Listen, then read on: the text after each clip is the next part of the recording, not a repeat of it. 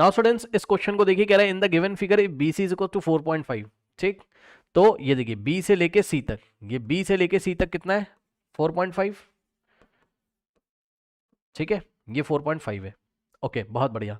अब कह रहा है find the length of AB। एक बार बताओ, अगर हमको A से B तक निकालना है, ये A से B तक, AB क्या है टेंजेंट है। ठीक, तो अगर हमको AB निकालना है तो ध्यान से चेक करो AB कौन सी दो लेंथ से मिलके बना है, A से C तक यानी कि AC और प्लस B से C तक। तो AC की लेंथ और प्लस BC की लेंथ अगर आप ऐड करोगे तभी तो AB आएगा। भाई A से B अगर आपको चाहिए तो AC और प्लस BC आपको करना है। अब चेक करो, ध्यान चेक करो, देखो BC आपको 4.5 दिया हुआ ये, तो पॉइंट C से ड्रॉ किए गए टेंजेंट इक्वल होंगे, यानी कि जितना C से B तक का लेंथ है उतना ही C से P तक का लेंथ है, यानी कि CB is equals to CP। Yes और नो?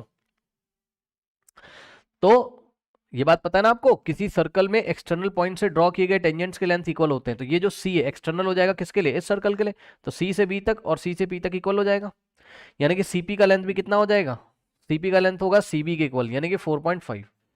ठीक, तो ये हो गया आपका कितना 4.5।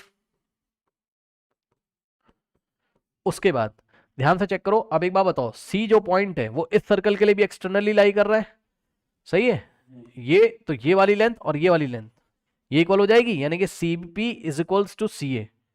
करेक्ट, तो ये 4.5 है तो ये भी कितना हो जाएगा आपका 4.5। ये सुनो, ठीक है।